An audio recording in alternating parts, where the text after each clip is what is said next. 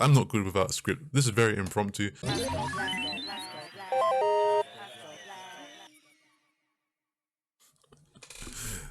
This is like the third time I've recorded this video because I'm just so out of practice with recording stuff on my computer. So let's hope I get it right. What's up, everybody? Astral Black, and I'm making this very impromptu, very low budget video because there's some special news that we've got today. Very special news. Take a sip of Wilders. So it came out, well, I was on my Twitter really, this is how it really came out. I was just on my Twitter scrolling and it came out recently that Sega has greenlit big budget Crazy Taxi and Jet Set Radio reboots. That these games will reportedly be the first two super game titles, it's been claimed. Now, when I saw that Jet Set Radio is getting a reboot, I was excited because if you guys have been on this channel for at least 2 minutes, you'll know that that's all I talk about. And that's all I'm ever really excited about, and nothing else excites me. Just kidding. But I do talk about Jet Set Radio a lot. That's probably the biggest reason why my channel is even growing, is because of those videos. But I was excited at first, but then I saw the super game titles, you know, in the little part down here you can see on, oh, you can see on the screen. You can see down here, talk about super game titles. And I don't know if that needs a little bit of context for you guys if you don't know what Sega is doing with these quote-unquote super games. So I am going to scroll down here and just kind of give you the little lowdown. Sega is working on big budget reboots Crazy Taxi and Jet Set Radio, according to a new report. Bloomberg cites sources which claim that the two reboots will be the first titles in Sega's Super Game Initiative, a 5-year strategy involving what Executive VP Shunji Yatsumi has previously called the development of AAA titles that cross over Sega's comprehensive range of technologies. According to this new report, both games are in the early stage of creation and could yet to be cancelled, but it's believed that the new Crazy Taxi has already been in development for more than a year, with the aim of being potentially released in 2024 or 2025. So, what is the super games? So, the super games, well, just to give you my brief little description of it, Sega has this initiative where they're looking at all their old IPs, all their past IPs, all their current IPs as well, and they want to just breathe some new life into it, but using this initiative where either it's a very worldwide release, everyone gets at the same time, all these languages at the same time, you know, AAA titles. But I've also heard the term thrown around that they want to include things like NFTs, they want to make it like Fortnite as a template, so maybe like a free-to-play games as a service system where everyone could just jump in no matter what platform and just have fun, which is cool. It's a cool idea, but you know, when you start using words like NFT technologies and free-to-play, a lot of people get uneasy, you know, because those things in the gaming world amongst people that play video games, you know, either are really uneasy or just no, don't put them in. I don't know if you lot missed the storm on Twitter about a lot of people from the gaming industry co-signing NFTs, like I think it was the Square Enix president co-signing NFTs. People were not happy because realistically, in my personal opinion, I don't think NFTs really bring anything to video games that doesn't have a financial benefit attached to it. Like, from talking to some people about them who are into NFTs, nobody can really give me a straight answer as to what they're meant to do for people like me and you that play video games and not necessarily into NFTs or care for these non-fungible tokens. No one's really giving me a straight answer about, oh, you can own this asset and you can make a lot of money from owning this asset. And I'm like, well, what does that do for me and how I play my video game? Does it make me any better at the video game? No, it doesn't. But I don't want to get too deep into that. That's another conversation. This super game initiative is quite vague at the moment. No one really knows what it's about.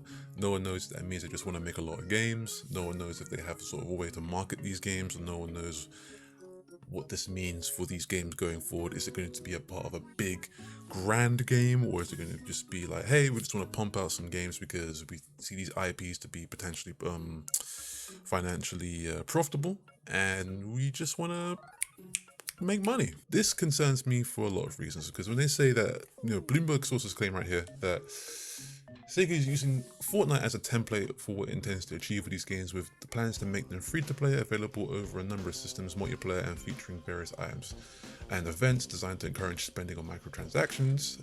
And also I mentioned that, you know, they could incorporate some NFT technology. Now, my concern is that they're not picking these games because they want to give them another chance. They're picking these games because they feel they can make a lot of money from them, and not because it's just a fun game to make. And I don't know about you, but that is very concerning, because you never want to just come into a game thinking that it's just going to make a lot of money. You should probably only make a game because it's fun to play. You know, that's my first thing. You shouldn't really want to water it down with this model that just exploits people to spend a lot of money into making this game. Here's my cat. Say hi.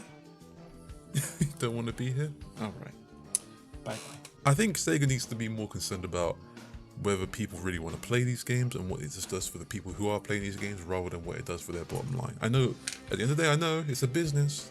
These, you know, people need to make money, and they can't just make games because they want to make games for the hell of it. It should be a very equal footing of making money and making a good product. And that's kind of my concern right now. So who knows? Who knows? Like, there's a lot of games that they could release during this time. So let's see what we got. They got so here's their key strategies here. Just, you know, making existing IPs into global brands and creation of the super game. But look at all these IPs that they could use. They could use Space Channel 5, Rez, Panzer Dragoon Knights. Like, Knights is got a big cult following. There's a lot of people that want to see that again. Altered Beast was, you know, very big back in the Genesis days. House of the Dead, you know, I thought the remake came out for that. I haven't played it. I need to play that. So yeah, there's a lot there. There's a lot of things they could really do. There's a lot of good games they can bring back, good series they can bring back. And hey, listen, if we get to play games and give them money for these games, everyone wins. Everybody wins. But if we're just talking in relation to just Jet Set Radio, my biggest concern is that people have been waiting for a new game in the series for a long time. There was a pitch to Sega sometime during the Wii life cycle to make a game for the Wii. They turned it down. There's all these like mods and like sort of like indie related titles that floating around of people making their own Jet Set Radio, hoping Sega would pick them up.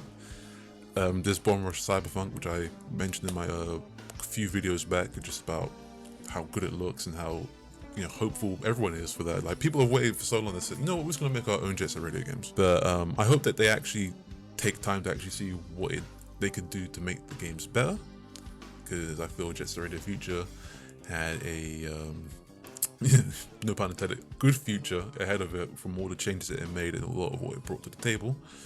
And who knows? Don't want this video to go on too long, so I'll wrap up with this. Sega, if you are bringing back these IPs, please bring them out with a purpose that hasn't got a majority to do with money. Bring it back because people want to play these games. Bring it back because you have some new ideas. And bring it back because, you know, yeah, I'm not good without a script. This is very impromptu. Even though this is like my third take of doing this video, I'm not good without a script. So apologies, this is very scatterbrained, very, you know, structureless. I'm just kind of reading off some web pages and just kind of giving my opinion on stuff. But what do you guys think about this this news? Are you excited? You know, I'm fairly excited to see these games come back, but I'm also concerned about what that means for the games themselves. Are they going to be taken care of? Does Sega have the best interest at heart for these games? Who knows? Who knows? But only time will tell. We'll just, you know, we'll put a pin through this, we'll watch this and see how it goes. But anyway, guys, thanks for watching the video. I got more videos coming down soon. I just need to write the script and get to work with that. And say goodbye. Say goodbye. Peace, guys. I'll see you guys in the next video.